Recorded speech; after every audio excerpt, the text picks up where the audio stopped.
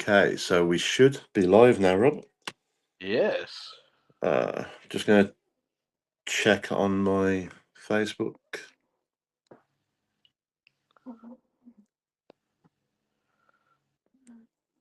You got a laptop or anything with you, Rob, or is it just like your phone you got? Yeah.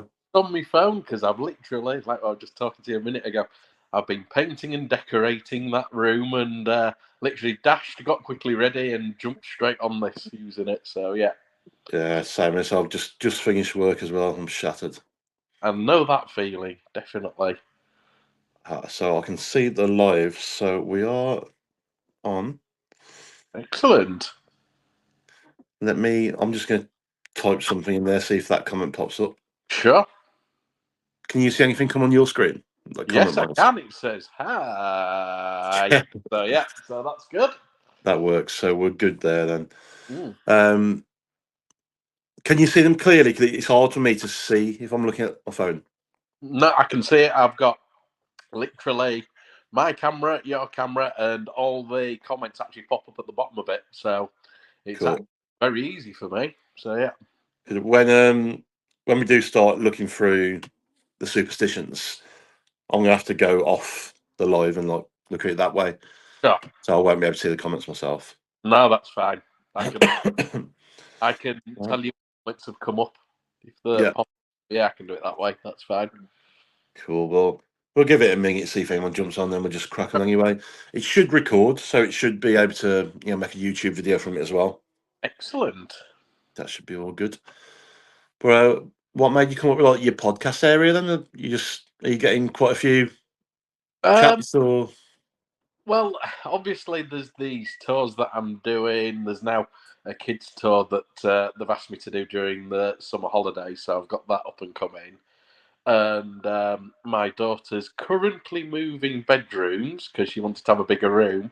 And my wife generously said, "Well, you can have that old smaller room if you want for yourself." And I was like, "Okay." So to a gothic room. That'd be pretty cool. It's somewhere to store your items and that as well. Yes, definitely. It's just the 4 coats of paint with the paint colour that I've chosen that's been a bit of a pain. But other than that, it's doing all right. Well, what colour you picked? It's like a very dark emerald, like green. Is basically how it's going to be. You're planning to get that finished this weekend then? That's the plan. Whether that happens or not is another matter. But yes, hopefully. So I'm just checking that other people can see the live. Yeah. Certainly by next month it should be all sorted.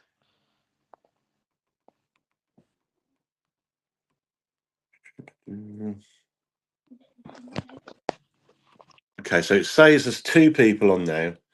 Oh, excellent. Folks, if you am like actually watching, can you just comment something just so we can see that it's working? It's telling me there's 2 on, but on my phone, not on my laptop. It's me as well. I need to make sure my technology is working right. And this is the first time we've ever done the live, Rob, so it's a tester for us. So there should be 4 on. Can someone just comment in the comments? Ah, there we go. I've got Cecilia saying hello. So, yeah, we're all up and running. Thank you for that. Ah, yeah, I can see that. Hello, Cecilia. And Dee as well. So you're a little bit ahead of me, but that's all right. Yeah. We can cope with that. Definitely. Hey, Dee, how's it going? Yeah, we just wanted to give it a minute or two in case anyone jumped on before we start talking, really. Sure. So, whilst we're waiting around a little bit, Rob, something I wanted to ask for you about people that don't know, you're obviously Rob from Wakefield Ghost Walk. You've been on a few podcasts with us in the past. Now, on your page, before the World Cup, you did a prediction.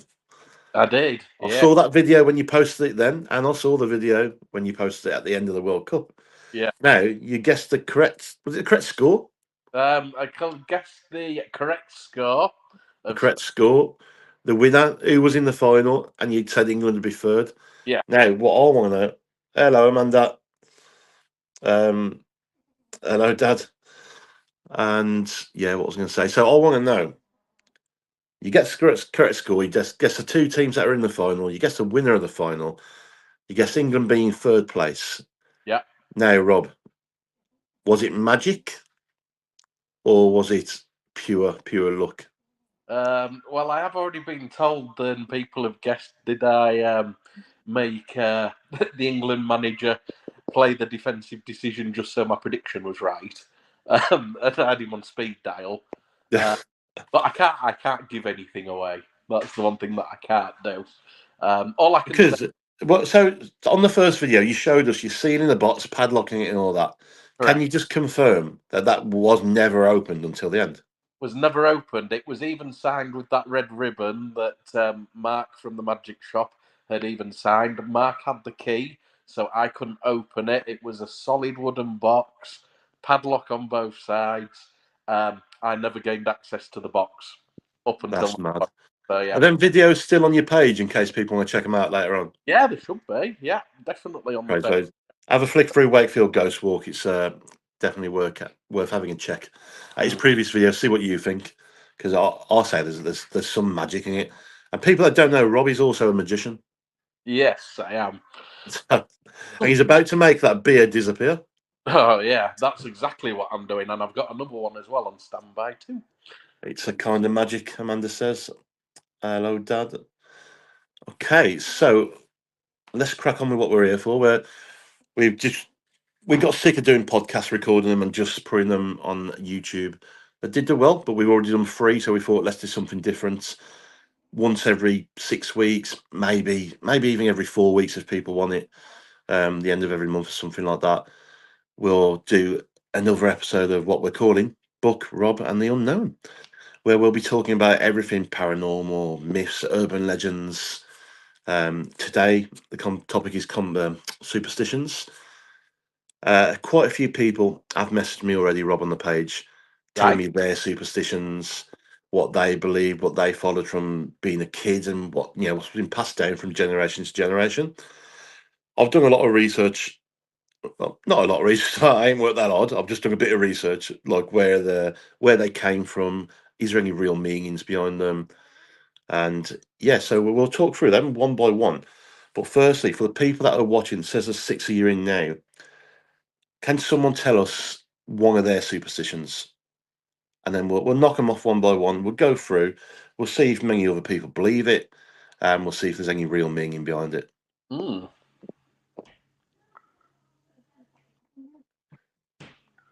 What's your superstitions, Rob? Is there any that you really strongly believe in? Um, there's obviously the old one of if you break a mirror, you get 7 years bad luck. I don't know whether 7 years bad luck's the correct term. I certainly think it does give you bad luck. That's one of the ones that I do believe.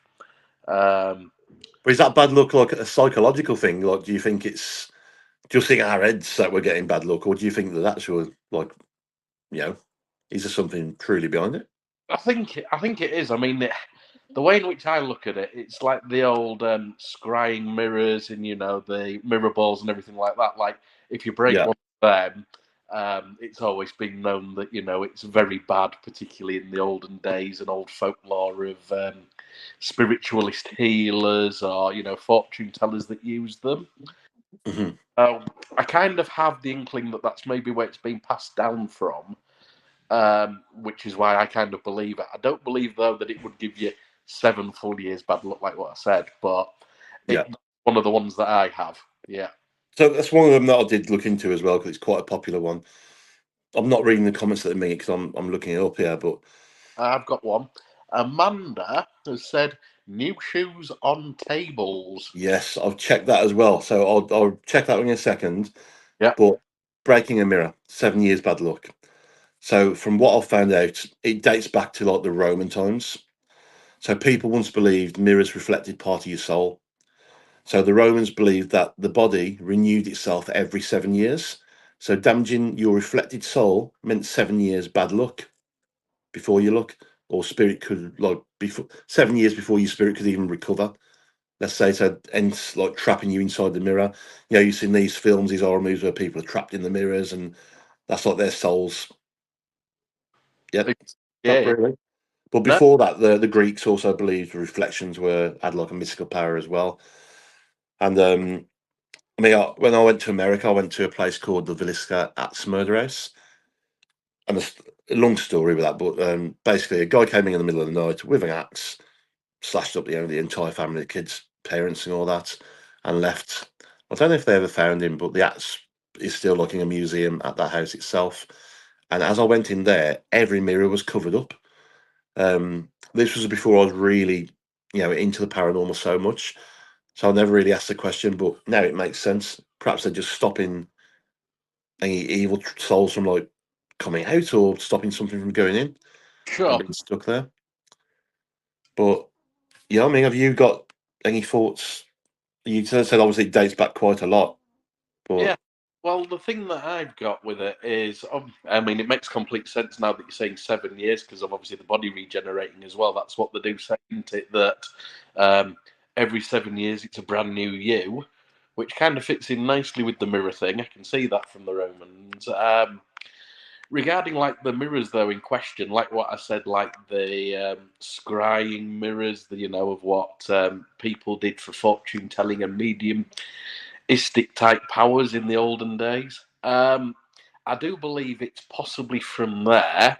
Again, the whole thing of souls being trapped in mirrors. Yes, I can get completely on board with that, particularly in folklore tales.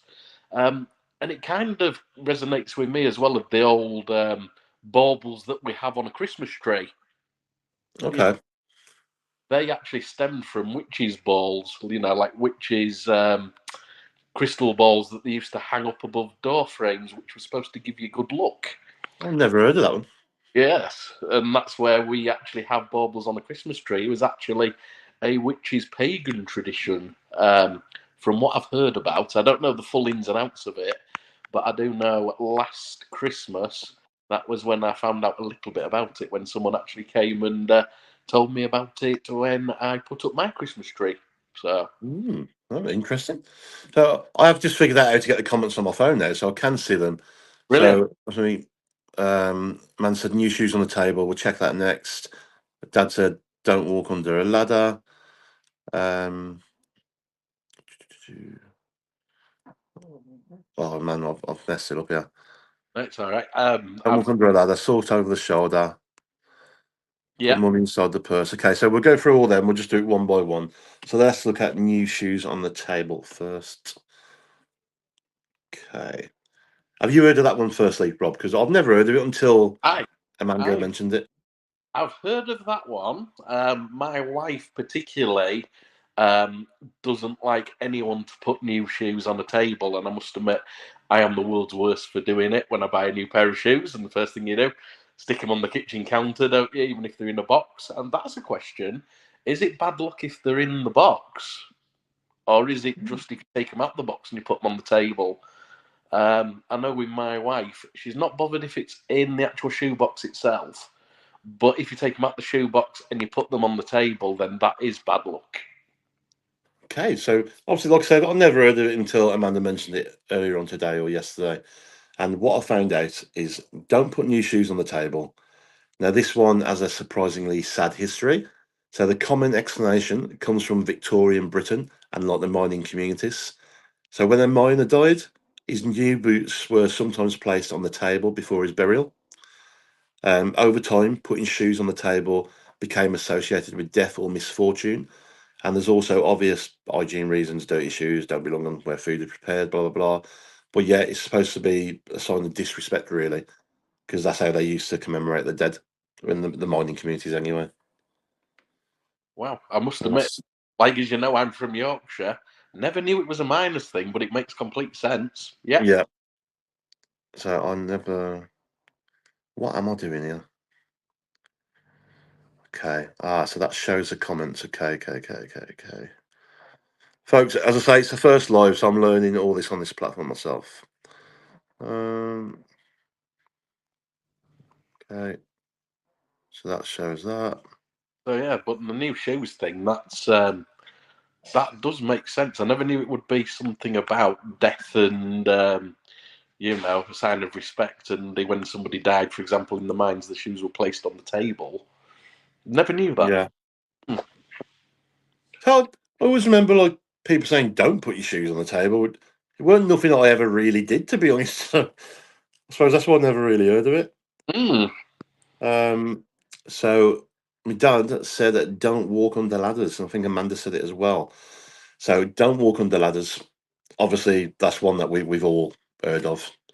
What's your thinking of it, Rob? What do you think like it means, or Well, it's just one of those things? I'm that clumsy that obviously when we're talking about ladders, we're normally talking about A-frame ladders, aren't we? I mean, not A-frame ladders, normal ladders that are propped up by the side of a building. I'm that daft though that I have been known to walk actually through A-frame ladders, which are the ones that even have the crossbars, is the easiest way to explain, and actually make the ladders fall over. I've done that before. Being in a rush and that clumsy. So I can kind of get on board with that it brings you bad luck, particularly if it's that type of ladder. But yeah, I don't know where it stems from, unless you know anything. Yeah, so again, that's another one I've looked up. I'm just reading the other comments. Getting stalked by a crow before passing. I think I've got something on crows. I'll check that in a minute. So I'm trying to get through one by one. So don't walk under ladders. Let's see what we got for that.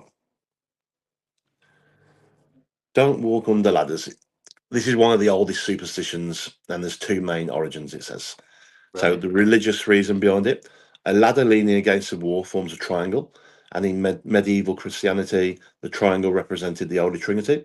Yeah. So walking through it was considered disrespectful or even an invitation to evil. The practical thing behind it, as we all know anyway, walking on the ladder is generally dangerous. Someone could drop a tool, the ladder could slip. The superstition likely helped reinforce that sensible behaviour. So the ancient Egyptians also regarded triangles as sacred. So this belief may predate Christianity, really. So it is probably one of the oldest superstitions ever known. Wow. Yeah. I just find it like so interesting when you look into it because I never knew none of this stuff. Well, That's why I just thought it'd be quite a cool little topic to chat on. well, I knew obviously, that obviously with a ladder and how it would. Yes, it makes a triangle, but I would never have connected the Holy Trinity with a ladder. Of God's maybe on the top rung and the Son and the Holy Spirit on the bottom, or maybe it's the other way around. I don't know. Yeah. Yeah, I would have never connected them two things together. Obviously, the whole thing of health and safety, yes, completely. So yeah. Again, like I say, all this that I'm finding out now, it's all available online. That's how I found it out just within the last 24 hours. So I'm not saying everything's like gospel truth, No, but no, no. what I've read is making sense for these superstitions. So salt over your shoulder, Amanda says. Oh, yes, I know. Well, I Go on, have. Rob. You tell us your thoughts on that, and I'll try and look up what I found. The thing that I always thought was that if you drop salt, obviously salt was regarded as a thing of protection, particularly as we know, like even people that do paranormal investigations and stuff often use salt for like a ring of protection. And Mhm. thought that it was if you drop salt, it meant that the devil was perhaps looking over you, and you have to throw it over your left shoulder, not your right, because the devil's always over peering over your left shoulder, and if you sprinkle the salt over your left shoulder, it's blinding him, so it stops Yeah, him. That's the what's the word? Myth folklore that I was always brought up with, but I don't know. yeah. So that's pretty much what I found out as well. And you just saying that with the devil being on the left shoulder makes you think as well. Does that date back to like you always heard growing up and in the films, or the devil's on your left shoulder, angels on the right. Listen to him, don't listen to him. I wonder if that it must stem from that, isn't it? There must be some links to that. It does an awful lot. Like I know that, like obviously in the old cartoons, there was always the devil on one shoulder and the angel on the other. Yeah, that's what I mean. But even from a magic field of like where I come from, there was some great mentalists, particularly like in the Victorian era, and even just slightly after, like the Great Alexander being one, Thurston being another. And they often had posters, of them being mind reading, and they used to say that they were getting voices and impressions of what people were thinking from a little devil on the shoulder. And in the posters that they had, it was always a devil that was propped on the shoulder, only a tiny one. I even think in Derren Brown's book, Trick of the Mind, it's even got him staring straight ahead with the devil whispering in his ear, if memory serves me right. That rings So, a bell, actually. so, But so, yeah, even, so yeah. for salt over the shoulder, it Mm. dates back centuries. Salt was once incredibly valuable. Spilling it was considered unlucky anyway. So a lot of it was like money wise.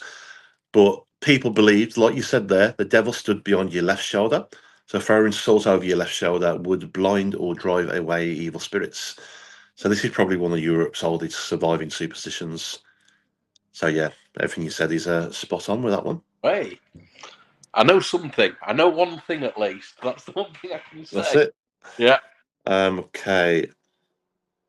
Put money in. Mom says cross knives. Yeah, I've wrote that down as well. I've heard of that one. Put money in the purse for a present. Okay. I must admit, I've never heard of that one at all. I vaguely remember it from years back, but I definitely did check that one out. So Mm. put money in a purse before giving it as a gift. So this is still common across Europe. An empty purse symbolises future poverty. So placing a single coin inside means you're giving wealth along with a gift and wishing the recipient prosperity. It's meant as a blessing rather than avoiding a curse. So there's not really no bad luck linked to it. It's just well, giving someone money. It's a nice thing to do, isn't it? Really. So you're Hey, just wishing them good luck, aren't you? I wonder if that's where a lucky coin comes from. Could be. But, where And what's the deal with like throwing coins in the fountains and all that? To that's make a wish and all that, isn't it? mm, could could be the start of it, or certainly something after the fact. I don't know, but I've not heard of that one. But again, it's clearly one. So yeah, I'm enlightened with Yeah. that. There's mad at how many different superstitions there is out there. Getting stalked by a crow before passing, D says. So, I mean, without even, I don't even know if I've researched that one, but just common knowledge anyway. Crows symbolise death, don't they? They say. So, I don't know if it's like when you're about to die or someone's about to die around you, they're supposed to like start flashing up, aren't they? And squawking and all that. What's your thoughts on that, Rob? Do you know much about the crows? And well, obviously, there's the old. Well, I would say old. They're not old.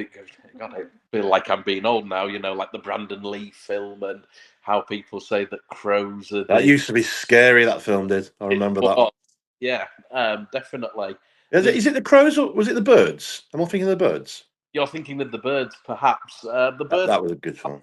Hitchcock, but birds have always been a symbol of like the afterlife. Like Alfred Hitchcock did the birds. I can't remember whether it was blackbirds, somewhat, or crows, or what it was, but exactly what Amanda's just said there. Crows are supposed to take your soul over to the other side. That Mm. is where the like whole crow storyline comes from like the Brandon Lee film. And I've forgotten his name, Scars, the guy that played it, the clown that did the remake. Same thing there. But there's Yeah. others that have said, like Sparrows. Stephen King wrote a book called The Dark Half, an absolutely fantastic book. And he says that it's sparrows that actually connected you to the afterlife. Um, and that was what actually brought the soul across. And the bird that I always know, that I always give a salute to, if there's one on their own, a magpie. Hmm. There's the old tale with that of the rhyme and everything like that that goes with it. Um, Yeah. yeah, Got a lot on that. We'll get into the magpies later on because that's sure. one that I still do and strongly believe. Well, don't know if I believe in it, but I can't see myself ever stopping No, saluting the magpie. Yeah, as for the crow one, I'm surprised I've not got nothing wrote down for that one. I will look into that a bit more and get some more information on the crows. What else we got? Crossed. Mum says crossed knives. Cross knives. And I know about knives of you should always pass a knife handle first to a thing, not just for health and safety. I know there was an old superstition of if you hand a knife to someone blade first, it's basically insinuating that you wish them harm. Yeah.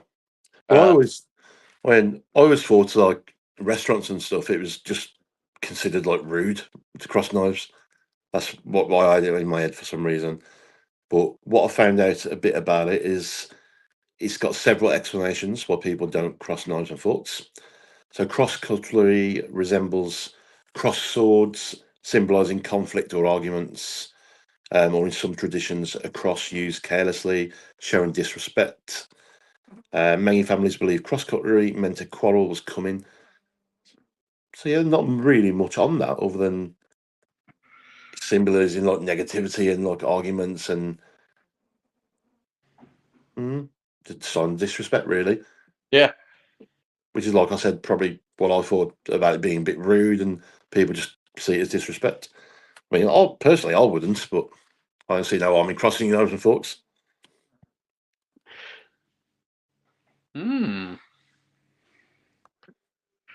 Hey. Yeah. Nice. Amanda says that thought crows take your soul over to the other side. So that, like Rob was saying, then there's that many different meanings on crows. I think that's probably why I didn't. Sorry. No, you're all right. Yeah, I think that's probably why I didn't really look into it because there's that many different things. So I'm trying to like navigate the stream on my iPad, read the phone, and as you can see, I've got a really bloodshot eye. My eye's killing me today. So, Bless you. No, but, with the crow as well, I know that, or at least I certainly get a shiver down my spine if there's a crow in a graveyard. mhm. That's one of the things, particularly if there's a funeral going on, there's a crow there. Yeah. You know, when I first moved into my flat, I was part of my old team then Friday nights, and we did a paranormal investigation into the flat because straight away I was having activity, whether it was due to what I brought into the place, like the items that I had at the time. But about an hour or two into the investigation, we was doing the Ouija board and everything as well. I don't know if it was a crow or a blackbird or what, but something just come flying into my window. It shit us all up. It was like bang on the window. I've never had it happen before, and I've never had it happen since. But that one day, you lot that used to watch Friday nights, if you're on the live, like Amanda, Jane, Dad, you lot might remember that. Well, I must admit, I know I'm digressing. I actually had something happen to me only last night that I'm sure it was a prank. 99.9% certain it was. But you know, obviously, I did the ghost walk last night. Well, it was actually the murder walk that I did. Yeah, And I saw that advertised. Yeah, looked pretty yeah, cool. and ended up going to the radio studio straight after to get sorted out with some bits and pieces. And whilst I was in the radio studio, bear in mind there was nobody else in the building, nothing was there. I even had to deactivate the alarm. About 4 times I heard somebody laugh in the building, and I actually ran out. Uh, that is 100%. Again, like what people say, my own imagination. Maybe it was something on like the intercom that someone had done. Maybe it was someone outside. But I was on the third story, heard someone laughing, ran completely out. And this is me being a skeptic, you know, and being like that. I was like, no, I'm not even messing. I'm half asleep. I'm not even going to entertain this. Literally stopped what I was doing, ran out the building, went home. No. But Did you check any cameras or anything? the other people did because I messaged the manager and basically was like, "Look, one of you is playing silly things. I know that I do all the ghost stuff and everything like that, but even I get scared, you know." But they were Yeah. sure that it wasn't them, which is the thing where I'm like, that's interesting. But Yeah. cameras, there's nothing there. But again, you just don't know. Yeah. So another one that my mate mentioned when I put out the post about this the other day was don't walk on 3 drain covers in a row. Now I don't know if that's even a superstitious thing or if it's just like a local thing. I don't know, but I've always kind of been the same. I don't know if I subconsciously avoid them or if I think they're going to fall through. But have you heard of that one as well? I've heard of it. I always thought that it was that you couldn't even step on one. Uh, don't get me wrong. I'm not really superstitious at all with that one.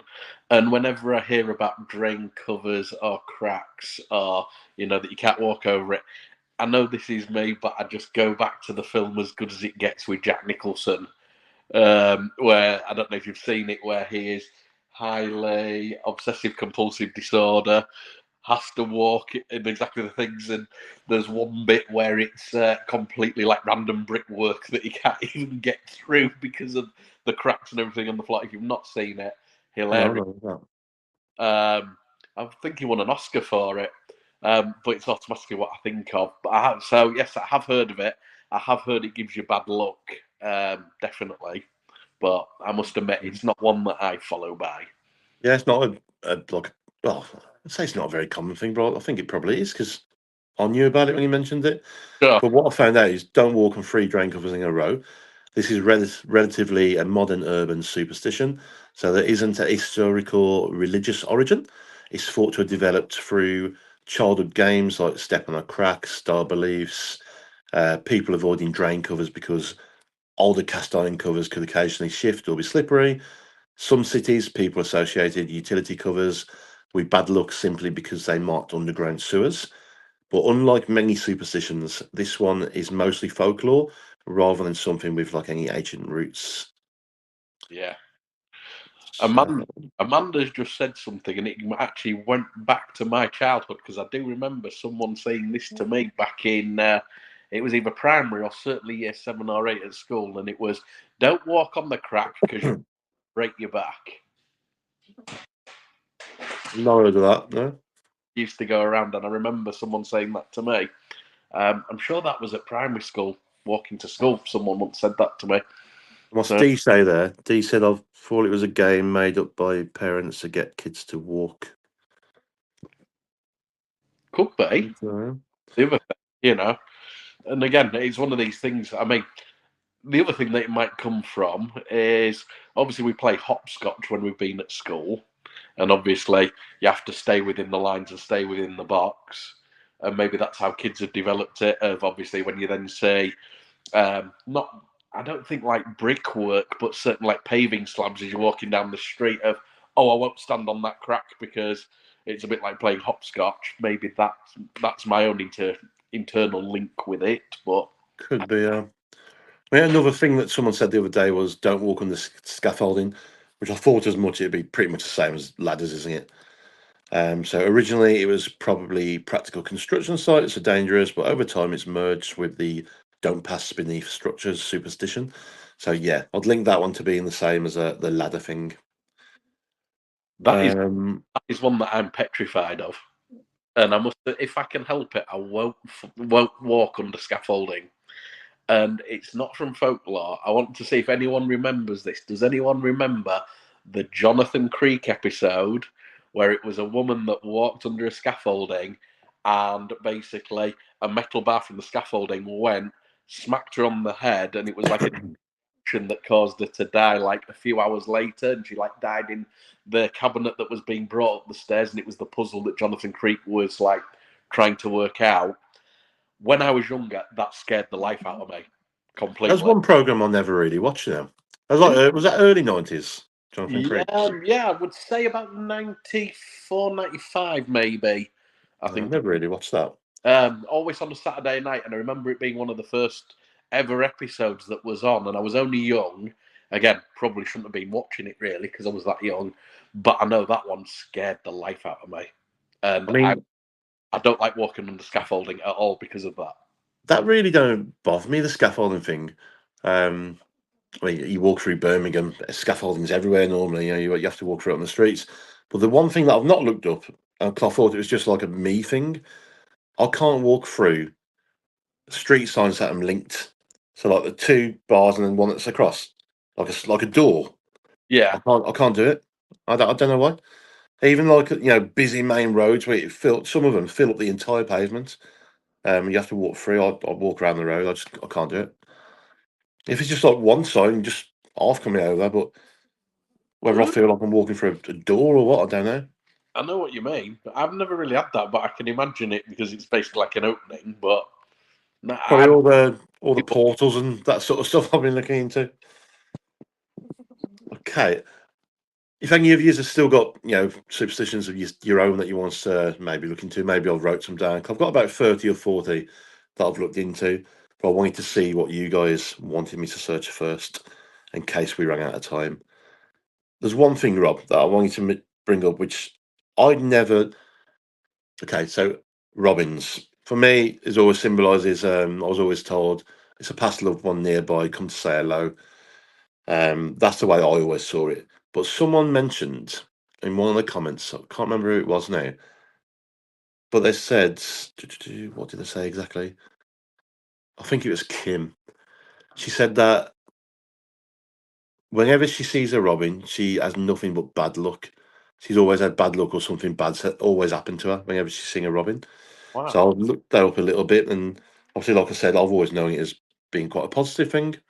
But it says now robins bring bad news. I kind of searched. He said this is interesting because there's two completely opposite traditions, which is what we were on about. Most people today associate robins with deceased loved ones visiting, comfort, hope, especially around Christmas time. However, in parts of Britain and Ireland, there was once a belief that robins could also be messengers from the spirit world. So, meaning they sometimes appeared before illness or death. So, depending on which local tradition your family grew up with, a robin could mean either comfort or a warning. Wow. Now, I never knew that. No, I knew about it being a loved one. Uh, Hmm. I even had that with my family. I've had people in my family that have passed on, and then the next day, robin land in your garden or one landing near you, and you automatically think and go back to that tradition. Um, I've never really heard of it being a warning sign, but it does I make. mean, yeah, when you think about it, I mean, I know we see robins every year and all that, but normally, if you've lost someone, you'd probably got more chance of noticing a robin, let's say, and then you'd signify it as like that's the loved one come back to say hello. But really, I suppose it kind of is signifying death. If that person's recently died and you've seen that robin, so yeah, I can see where both things come from. But I think it's more of a comfort thing to believe that it does mean someone's come back to say hello to you.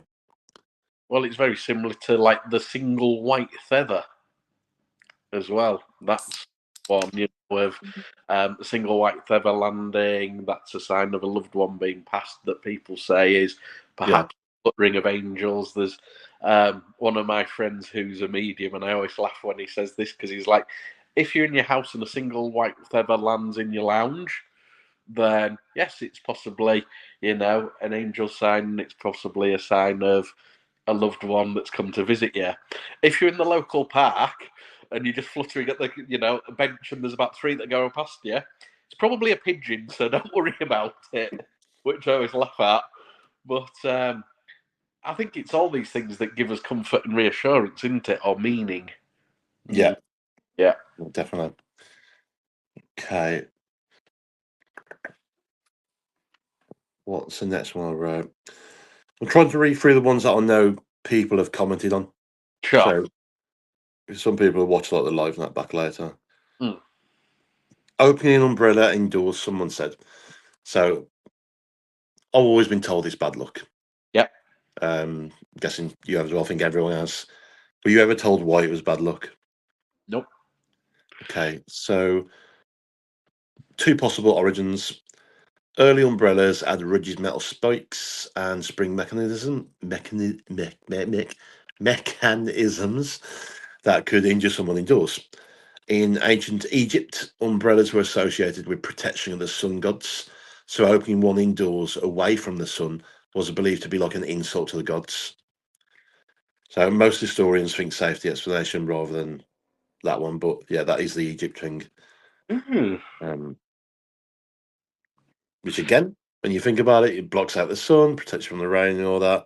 So I suppose if you believe that stuff, you are insulting your gods, and you're blocking them. Well, it is. It reminds me of the lucky horseshoe. Having Mhm. a horseshoe over your front door, but if you have it so the horseshoe's facing like that sort of shape, that's the right way to do it because it's keeping the luck inside. If you hang the horseshoe upside down, the luck falls out. That's as I was always told. Yeah, so that's the one I did look at as well. So horseshoes above the door.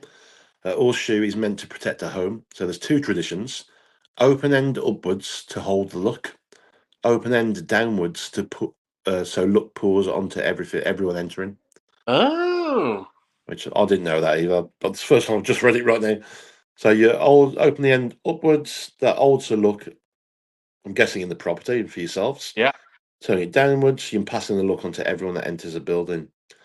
So its origins may come from iron, which some believe to repel evil spirits, and from the legend of Saint Dunstan, who supposedly tricked the devil using a horseshoe. Oh, that would be an interesting story to have a look at. I didn't know that one. Yeah. Mm. You always used to see like horseshoes, and I've not seen them for years. It used to be in our house, like growing up and that. Brass horseshoes. Mm, definitely. Amanda's just put again, all's good with the horseshoe. Yes. Yeah. Found out it's not bad luck to turn it upside down. It means I'm spreading my luck around to everyone. I'm not keeping it to myself. So, yeah, Uh, I've learned that now. Yep. uh, we've done the salt on the table. If anyone's got any more, that you've heard of, drop in the comments. We'll have a read through. Another one that someone mentioned in the Facebook yesterday was never cross on the stairs. Oh, yes. Yeah, my wife will not. I'm not a big believer in this one, but my wife Yeah, not cross me on the stairs at I'm the all. same. I'm never like a big believer in it, apart from castle stairs. That scares the living shit out of me. Mm. I have to, how thin castle stairs are. Even walking on my own, I'm like, I don't like heights, so I'm gripped up against the wall. I'd, I'll wait till everyone's gone before I go down them. Well, you know, Well, castle and particularly like church steps. I didn't know that it was my father-in-law because he was a I've forgotten what the terminology is now. Basically, a helper at a church.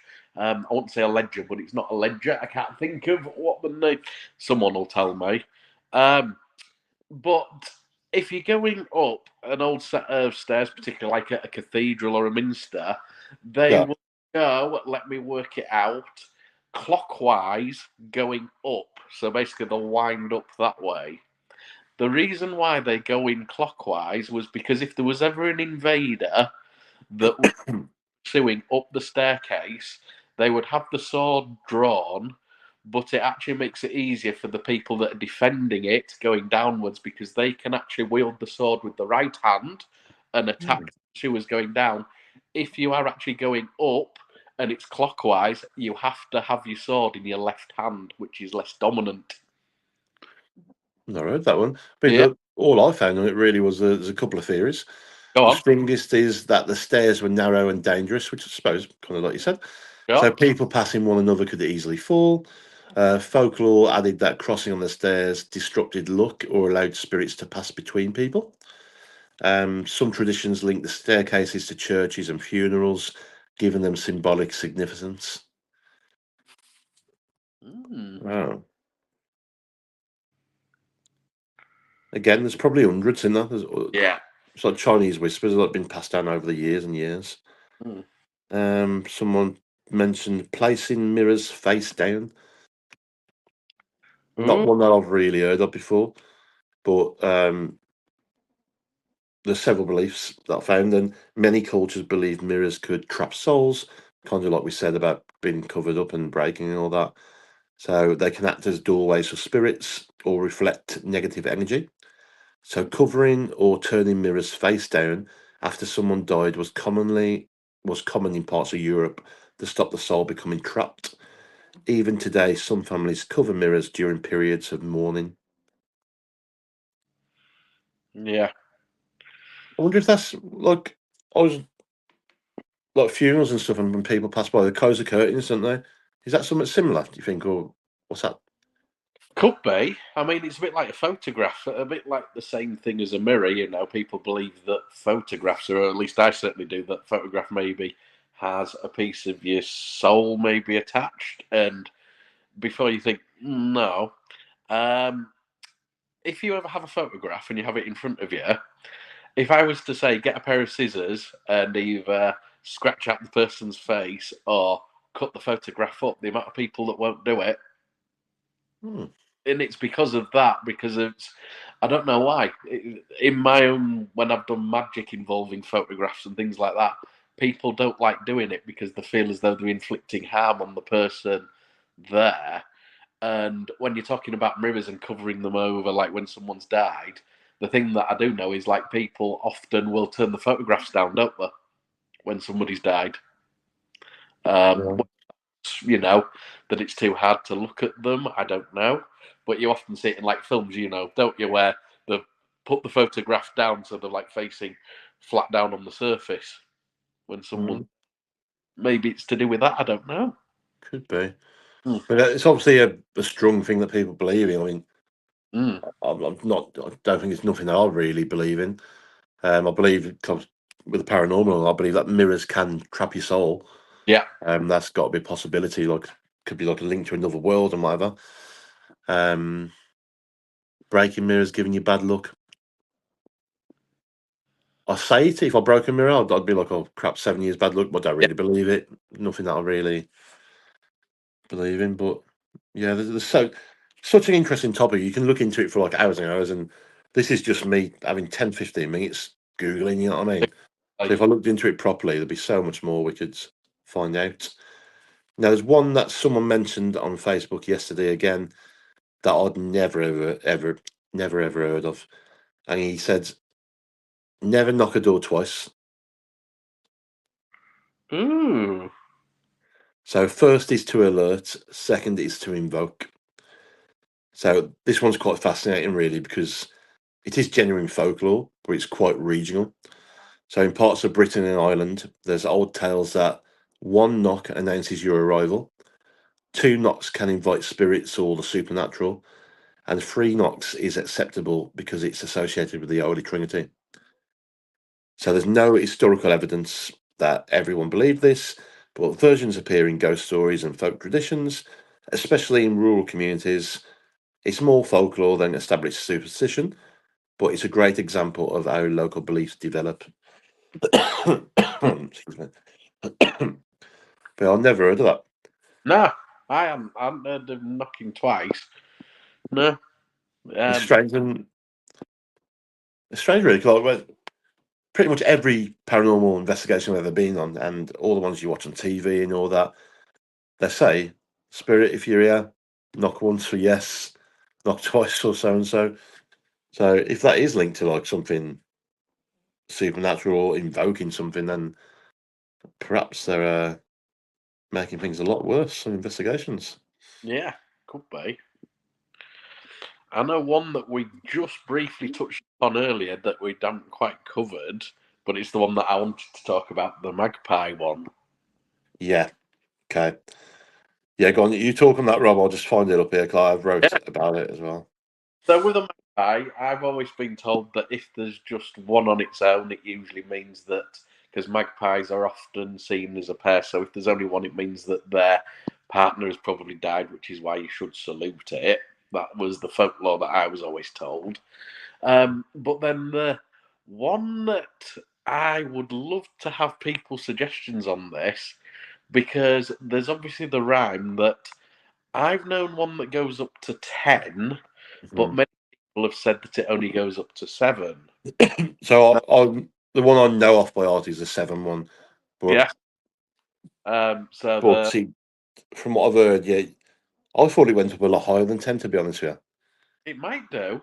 I had 1 for sorrow, 2 for joy, 3 for a girl, 4 for a boy, 5 for silver, 6 for gold, 7 for a secret never to be told, you. 8 a wish, 9 a kiss, 10 is a bird that you must not miss.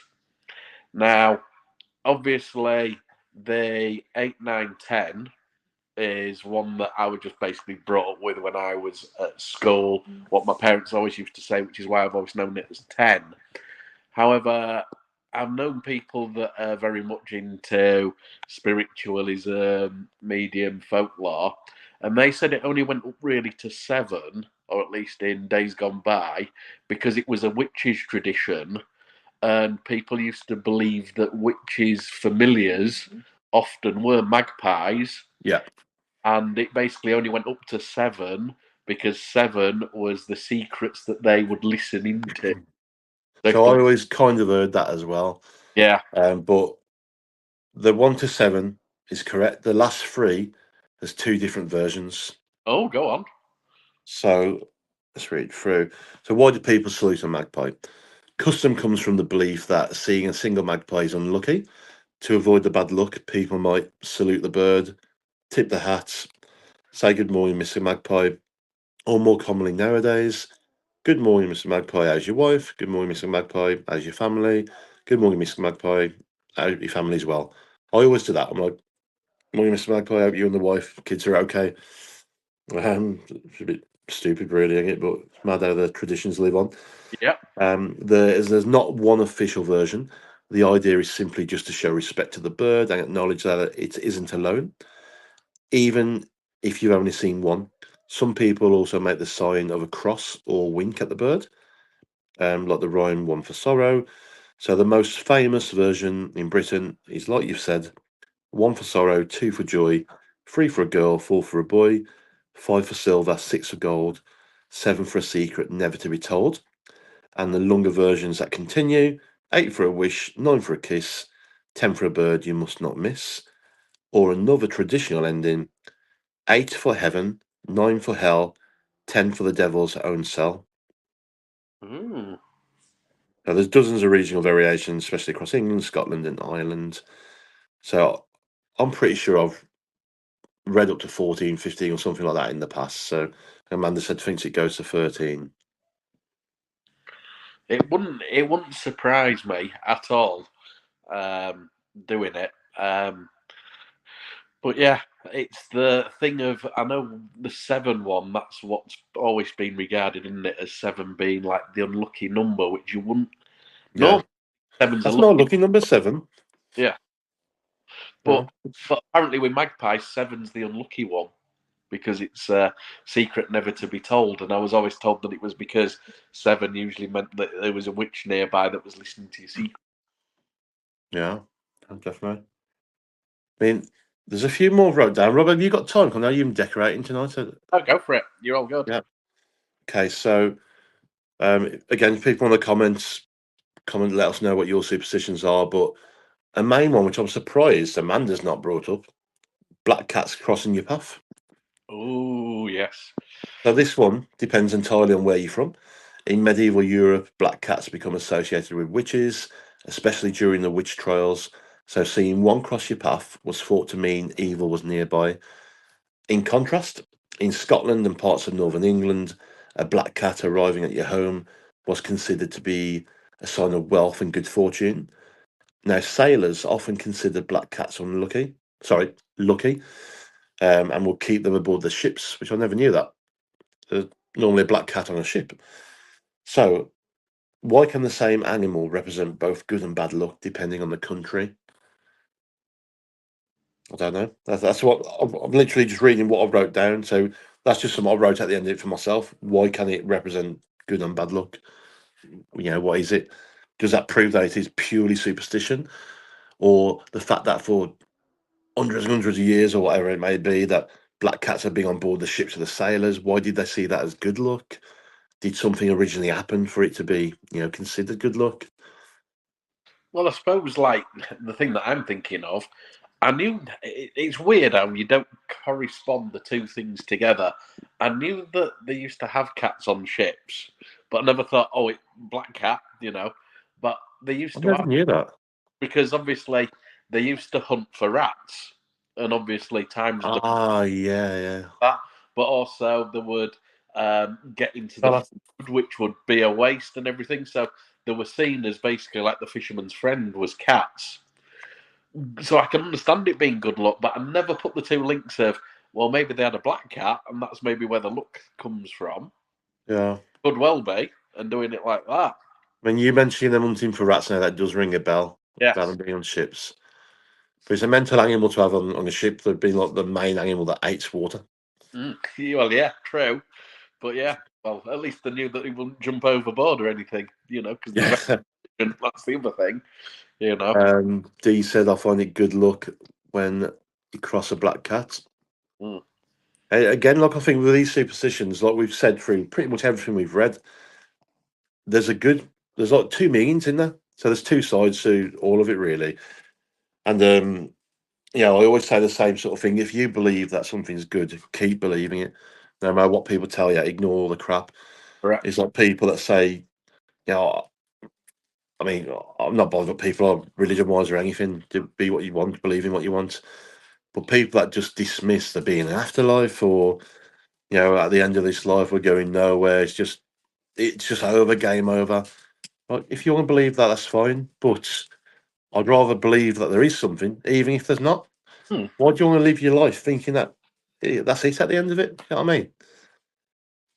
Exactly. Yeah. I mean, it's one of these things, and I mean, these superstitions and what people have are either protection or warnings. Is probably the easiest way to do it. And if it's helping to make sense of the world, who are we to question it? Exactly. That's why I look at it. A bit like with the Robin. On one side, yes, it could be a loved one bringing you a message. On the same thing, it could be a loved one giving you a warning to be careful. Either's right, and both of them still have the same message of a loved one watching over for you. Yeah. To me, there's no harm in that. No. No harm in belief. Belief's a big, strong word, and you should believe in whatever you can. One that you mentioned at the start, Rob, Friday the 13th. Yes. So probably the world's most famous superstition. It's actually two unlucky beliefs combined. So the number 13 was seen as unlucky because there were 13 people at the Last Supper before Jesus' crucifixion. Friday was associated with executions and Christ's crucifixion. And interestingly, there's little evidence people feared Friday the 13th before the 19th century. So it became much more popular through books and films. Which, to be honest, if it weren't for what's his name? Is it Jason or Jason? Friday the 13th? Yes. I probably wouldn't have even ever heard of it. Well, I suppose the one that I thought of when I was thinking of Friday the 13th is from the Da Vinci Code, the Dan Brown, which automatically I know has a massive. Yeah, I read that book. But wasn't it that he wrote about that the Knights? I can't remember if it was the Knights Templar or the witches that were rounded up. That he said that were executed on a Friday the 13th, which is what made people believe. Again, I don't know if that's right. I know that's what was in the book. Again, I've not read the book for years and years and years. That's what I'm saying. I'm trying to think. And I remember it was mentioned in the film, but I can't remember. I know it was something to do with either the Knights Templar or the Witch's Hammer that kind of it was correlescent with. But again, I think you're right. I think one of the things that again, books and films, you can have all sorts of that's actually one of them where I'm a film person, really, but I'm so glad I read the book because it's a million times better than the film. Yeah. They miss out so much stuff, completely. But anyone who's not read that book, I'm not much of a reader other than Stephen King stuff, but I really recommend getting it. At the very least, watch the film to get a bit of an inkling. To do a couple more. Touch wood or knock on wood. That's one that you must have grown up with. Oh yes, and I do. Again, this is you'll be able to tell me if this is right. Isn't it something to do with again Jesus' crucifixion of either that if you touched the crucifix, it was a sign of good luck, or was it I think they call it the spear of destiny, of the spear that was used, and if you touched that in the ancient tradition, thing gave you good luck. I don't know. So when someone says, "I've never broken a bone," touch wood, um, it's likely coming from ancient pagan beliefs that spirits lived inside trees. So touching wood Yeah. was thought to call on those spirits for protection or to stop fate from hearing the good fortune and taking it away. And later, like you said, the Christians associated with touching the wood of the Christ, I can't even say the word, Christ, Jesus cross, whatever, you know. So Mm. yeah, you're right there, but I never knew myself. It was like spirits that lived in the trees, they believed. Touch wood. Well, it's a bit like, have you ever heard of the statement? I suppose it goes on, money for old rope.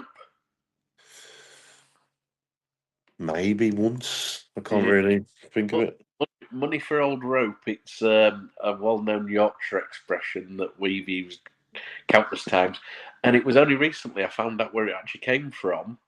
And it was actually when people were hung, particularly criminals, the hangman used to cut the hangman's rope as little like bits to the crowd, and the crowd could actually buy it, and it was regarded as being good luck if you had a bit Oh, no way.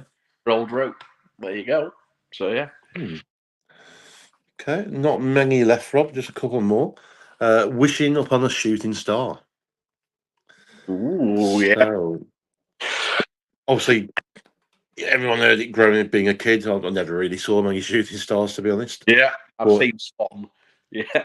it's more of a Greek thing. So, the ancient Greeks believed stars represented openings in the heavens through which the gods could look down. So, when a shooting star appeared, it was thought that the heavens had briefly opened, making it a perfect time to make a wish. We've done the horseshoes. Uh, okay. Four-leaf clover. Again, another one we've all heard of. Yes. A normal clover has three leaves. The rare four-leaf came to represent faith, hope, love, and luck. Because they're generally rare, so like around 1 in 5,000 clovers are four-leafed. Finding one naturally felt like good fortune. Wow. Itchy palms. Mm. Nothing that I've ever really focused on, but a lot of people do have mentioned it in the past to me. So itchy palms. This one's surprisingly widespread. So some traditions say itchy left hand means money going out, itchy right hand means money coming in. Others reverse the meanings entirely. So no one ever agrees, which makes it a fun example of how folklore does change between regions. Reading through all these, Rob, the one thing that keeps coming up is folklore. Yeah. Obviously, a lot of your ghost walks and all that are folklore Yeah. stories. Is there any like superstitions really linked to any of your walks that you've done, or that you can think of at the top of your head? Um. Obviously, you can basically say that it all like kind of when it all interlinks together, and it's what I Hmm. talk about a lot is that I do believe, and it kind of where the cross section comes from is folklore. For example, the padfoot or the black shuck or the barguest, you know, the big black dog that hides around the alleys and snickleways of Britain. Um, you know, I'm of mixed. There's many people out there that have seen this black dog that's regarded as being a harbinger of death. So I don't want to say that it doesn't exist because there's many people that have spotted it. But what tradition came from, and it's the same as anything, is before we had TVs and we had the messages to keep children safe, particularly on a night, we had to come up with a way or a legend to keep children safe. So, like for example, don't go out after dark. Well, why? And I think that's where we get the things such as the boogeyman, the black Yeah, dog, the creatures that lurk in the river that can drag you in. Um, that's my own personal opinion, and it's how these creatures and how these things have been born. And again, it's like what we've said: the thing of protection, the thing of warnings, the thing of looking after, and it's the weird thing, and it's like kind of the double-edged sword of how can I protect people? How can we do this? Well, we'll come up with something that's quite frightening or quite scary because it will protect them from other dangers that are out there. That's what I truly believe a lot of the superstitions are. So, for example, the black cat crossing your path. Don't talk to strangers. What's the easiest way to do that? We'll present a witch. That's my Link it to it. exactly. But back in the days, you couldn't say a stranger. You couldn't explain to what it was. So anyone that was regarded as being weird, oh well, we need to come up with a name for people that are weird and people that are against our traditions, that are maybe a pagan, a herbologist. Oh, we'll call them a witch. Oh, well, then that's the thing. And I think how these stories have developed over time.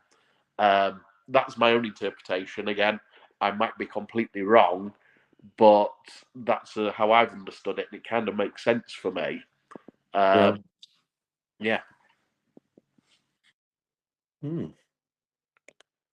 Interesting. Hmm. Next one, ringing in your ears. So, I mean, I have it a lot. I didn't realise it was a superstition and such, but long before medicine understood, what's the word? Is it tinnitus? Tinnitus. Tinnitus. Yeah. So people believe that someone was talking about you, or someone was thinking about you. So some traditions even claim that the right ear meant praise and the left meant gossip. Now, what is that one when I always remember growing up and something happened and you say, "Oh, someone's talking about it." Was it your ears red or something? You're burning. Your ears are burnt. That's the one. So Burning. that's kind of similar to that then. So ringing in your ears, same as your ears burning, I suppose. Yeah. So someone was talking about you, or someone was thinking about you. So the right ear meant praise and the left meant gossip. I remember that, and I'll always think that now. Again, it comes back to the devil on one side, the angel on the Yeah, other. That's what I think. Yeah. exactly. Don't whistle indoors. Many cultures believe whistling inside the house attracts bad luck. In parts of Eastern Europe and Russia, whistling indoors is said to whistle away your money. Among sailors, whistling was believed to summon storms by calling up the wind. Can't say I've heard of the whistling one. How I about have. you? No. Another one I've not heard of really. Never gift a knife. Never gift a knife. I suppose that's the whole thing of like what we were saying before, of never pass a knife blade first, perhaps. But Yeah. So a knife supposedly cuts friendships. So to avoid this, the recipient should give the giver a coin, turning the gift into a purchase instead. This belief is still surprisingly common. Never heard of that one. It sums up spirits, Steve said. Which ones? What do you mean, Steve? Is that young about the whistle? I think it will be the whistle. Obviously, there's the in whistling wise, there's the old legend of the banshee, isn't there? Yeah. Perhaps that's where. Oh no, knife cuts friendship. Yeah, that's what we've kind of done. Yeah. Sweeping over someone's feet. Again, one I've not heard of. Don't know if you have. No. In parts of Britain, the Caribbean, and the southern United States, if you accidentally sweep someone's feet with a broom, they won't marry, or they'll have terrible luck in love. No one is certain where this comes from, but it may symbolise sweeping away someone's future. Wow. Bit of No. a mad one, isn't it? So I think Steve was talking about the whistle. So Oh. the whistle summons the spirits, which, like you said, the banshee thing, I've heard something like that before. Sure. Um, the evil eye, again, one I've not really heard of, but I suppose we all say, "Oh, he's giving me the evil eye over there, isn't it?" Or you're giving him the evil eye. We've all heard that said before, but I never saw it as a superstition. But apparently, this is one of the oldest superstitions in the world. So, ancient Greeks, Romans, Turks, and Middle Eastern cultures believed that envy itself could cause illness or misfortune. The blue, the blue evil eye charm isn't supposed to bring luck. It protects against jealous or malicious glances. Whenever I think of like the evil eye, this is just me. I Lord of the Rings and J.R. Tolkien with Sauron, the baddie that basically is destroyed pretty much right at the very beginning, but the only thing that's left of him is his evil eye that watches over everything. Whether that's Okay. Tolkien that's used that folklore in the thing, obviously there's used many different bits of folklore in his story. Where that's come from, perhaps. No.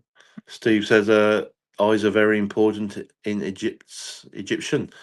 So yeah, they are. I mean, and like Tunisia and stuff. For some reason, I've always had like seen gifts and stuff brought back from Tunisia, and there's eyes in them. In the eye, like the what's it called, the Illuminati and all that as well. The Yes. triangle and the eye and all this. Yeah, Right. that's a topic for the next one, Rob. The Oh, Illuminati yeah, and the Templars. definitely. Yeah, that's another story there. Yeah. Birthday candles. Blowing out birthday candles isn't just fun. Have you heard the superstition behind birthday candles? No, go on. I didn't know this. So, ancient Greeks made round honey cakes with candles for, this must be the goddess, I don't know if I say the name right, Artemis, goddess of the moon. The smoke from extinguished, oh, man, my pronunciations are wrong. Extinguished candles was believed to carry prayers and wishes up to the gods. So, blowing out candles isn't just fun. Greeks made round honey cakes with candles for Artemis, goddess of the moon. The smoke from the extinguished candles was believed to carry prayers and wishes up to the gods. So I suppose that's like a good superstition. Mm. Which again, it must be why we have candles, because that's one thing I've never questioned. Why do we have candles on our birthday cakes? I thought it was just to mark like your age, but perhaps there's more of a meaning to it Couldn't beyond it. Obviously there's the whole thing of the light of God, and obviously we've already talked again about the sun god in ancient cultures and everything, and Ra, I think. I think that's maybe where it stemmed from, particularly like light of life. I know, Mhm. but a candle should be snuffed out, not blown out in the UK. I've never heard that. I've never gone on my birthday cake and used a snuffer. Maybe I should, instead of blowing it out. That's like is that like one of them like the old gaslight things? Turn off the lanterns. It's like a cover, I think, that goes over the top. Uh, no, thinking about it, I think in churches they use snuffers. They never blow it out. Yeah, I'm thinking in my head. I'm picturing like Victorian street lights being turned off and all that. Oh, the The gaslight. old, Yeah, yeah. yeah. Or lamplighters, weren't there? Back Here's in. a popular one. When a bird decides to have a poo on you, what Yeah. do you make of that? Well, they say it's good luck, don't they? That's what I've been told. That if a bird poos on you or poos on your car, it's good luck. I've always thought that it's bad luck because you've been pooed on. That's my own interpretation. Um, but again, it's one of these things, isn't it, that people say. hmm Well, bird droppings bring good luck. So this sounds bizarre, but many people genuinely believe it. The thinking is simple. It's incredibly unlikely. Therefore, it's if something so unlikely happens to you, perhaps your luck is changing for the better. So it's essential making the best of an unfortunate situation. I Yeah. suppose it kind of is, because when that happens, it's happened to me a couple of times over the years, and I think instantly you're like, "Oh shit," you're pissed off, and then you remember, "Oh, good luck." So yeah, that's that one. What Steve said, supposed to be lucky on new clothes, is it? I definitely wouldn't find that lucky. Uh, I'd be annoyed with that. Same rabbit, one I've not heard of. Don't know if rab- you have. yeah. So in Britain and the United States, some people say rabbit as the first words of a new month. The tradition dates back to the early 1900s, though nobody knows exactly why rabbits became associated with good fortune. Now think of that. Is a rabbit's foot or something supposed to be good fortune? Or is Rabbit's that bad? Yeah, a rabbit's foot's always regarded as being lucky and good, except if you're Tom Cruise in Mission Impossible, where the rabbit's foot's something that we don't even know really what it is, do we? But I need to watch them again. yeah, but no, it's always been regarded as being lucky. But yet again, it's one of these things where you look at it from another thing. Rabbits were known as being familiars of witches as well. That that I can't remember the story, but there's a witch, I think, Yorkshire area, that apparently changed into a rabbit. A hunter shot it with a shotgun. Um, the rabbit went into a house, and when the hunter opened the house, the witch was there, wounded in the chair. That's what the myth and legend goes. So I know that they are used by witches, or certainly were used in the stories of witches, was not just cats but rabbits as well. But yeah. Amanda used to have a rabbit's foot, she said. Oh, wow. Um, To get them my on dad, my also. dad said white rabbits. White rabbit. Yeah, aren't they regarded as being lucky, a white rabbit? So I've got one more before we wrap up. But just before I read that, there's a couple of you on now. Never expected to have anyone watching, to be fair. Obviously, we do YouTube videos, so that's where the audience comes from. But if you've enjoyed it, you guys let us know. Can you just comment now if you want to see more like this? Myths, urban legends. We can do more superstitions if you like them. Like we just mentioned now, we might look into like the Illuminati and the background beyond that. That's talking of rabbits. That's a rabbit hole, isn't it? Really, the Illuminati. Yes. That's one of them you can really get dug into. We can look at aliens, supernatural, paranormal, anything really. Let's say maybe once a month, maybe once every 6 weeks. It's hard to find the time with working full time and filming podcasts every week. It is a long time. So, oh my eye, man. Rabbit is because originally. Can you read that, Rob? My eye is actually stinging. I Yeah. can barely see. Let's have a look. So Steve's put rabbit is because originally hares, but started as dating back. Black hares last thing at last night, then white rabbits next morning. So I think Steve's basically saying that it started with black hares late at night, but then white rabbits the next morning. I don't know if that's luck or unlucky, but it's regarded as black hares on a night, white rabbits the next morning. Uh, We've got Amanda saying that she really likes what we're doing. She's put, yeah, oh, great. that's good. That's So good. we've got one. We've got one. We got one. That's worth doing then. Amanda, what do you reckon we should talk on next? Do you think the Illuminati one is a good one to look into, or should we do something else? I'm Here's one from Steve. happy to do the Illuminati if you want. Yeah, Yeah, Steve's put, sorry to have missed the start. no, But fine. yeah, great. It'll Thank be on the page anyway. So if you want to catch up, Steve, after this, it'll be ready to view from the start, and hopefully it's recording so I can get it on YouTube at a later date. It's taking me so long to like upload videos at the minute. Uh, D said, Been "Be great. right." Yeah. So we've got two. Nice, good D. We appreciate that. Is my dad's great, very interesting. That's three. We got three. We have. Doing good. We got three, and there's 5 people watching. Where's these other two? Where are they? I think Jane's watching, but Jane, I don't know if she can type on a pad at the minute. Oh, yeah. No, So that's anyway, that's good. That's good. So one person we're happy with. So there's a couple of years. That'll grow as time goes on, anyway. But the last one I want to touch on is you can kind of say nowadays we say confetti, but throwing rice at weddings.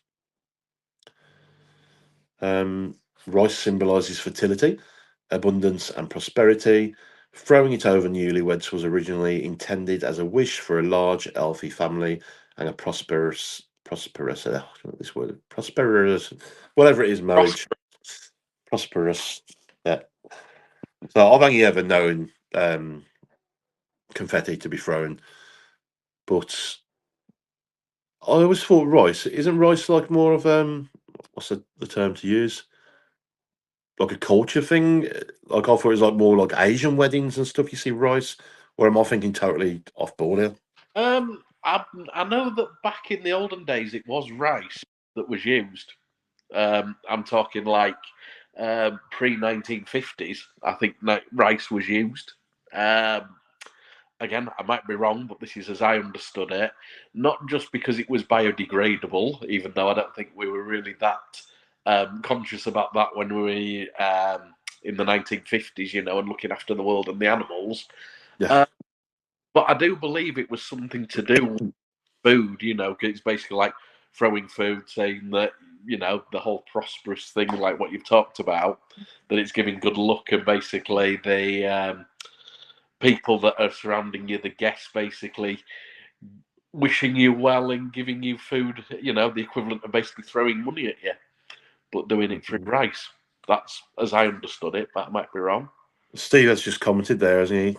Can you see that? Yes, I can. Correct regarding rice. I stopped in the 1980s here because of the mess. So, I was yeah, just when you mentioned that, then that's the first thing that came through my head. Like, especially like plague days and all that. Are you feeding the bloody rats or what? well, yes, You know. exactly. Yeah, where it probably happened and stopped. But then again, nowadays I know that they stopped throwing confetti because obviously it can choke wildlife. That's why they have to make it Mhm. biodegradable. Hmm. Man, Like no, people do a wedding dress. Yes, I've heard of that. That's I've dangerous. not heard of that. Yeah, Mhm. I might have to start wearing a wedding dress and walk the streets, get a bit of extra cash. people will be talking. Nah, I'm joking. Hey, people are already talking about me. Don't worry about that. But yeah, folks, thanks for watching. And before we wrap up, just want to say, why do we still believe in superstitions? So, a really interesting point to finish this on is that psychologists have studied this. People often become more superstitious when they're under pressure or facing uncertainty. Athletes, actors, soldiers, and even surgeons have been known to develop lucky rituals. Superstitions create a sense of control, even when we know logically they don't influence the outcome. So there's also something called confirmation bias. If someone wears their lucky socks and wins, they'll remember it. If they lose while wearing the same socks, they'll much likely forget. So over time, the brain builds a story, and that's how superstitions work. So there we go. I love stuff like this. I do. So as much as I love the paranormal, I love things. Well, I'd say I love things that you can't explain, but I suppose it links to everything really. Mm. Um, mm, mm, mm. They derive from magic. Again, it's one of them. Everyone's got their own views. Everyone's got their own points. It could be a multiple amount of different things. But Rob's got some decorating to do. I'm going to chill because I've been working all day. So thank you very much for jumping on, Rob. Have you enjoyed it? Do you think it's been worth doing? I've loved it, definitely. And yeah, if at least one person's enjoyed it, then I'm happy. No, that's good. And next time round, they might see you in your brand new podcast room, and we can show all your haunted objects as well. Fingers crossed, definitely. No, it should be up and running by then. So yeah, I'm just waiting for my takeaway to arrive. My wife's just sent me a message as I've been doing it, saying we're having takeaway tonight, so I'm not having to cook. Oh, Both, awesome. but then I'll be painting and decorating. So wish me luck. Yeah. Yeah, Well, good luck, and we'll let you lot know when the next one will be. I'll say it's be at least 4 weeks. So I advertise it like every 6 weeks, purely because filming in the background, it's just it really does take it out of you. As much as I love it, it's a job in itself that you don't get paid for. So thanks for watching, and we shall see you next time. well, thanks again.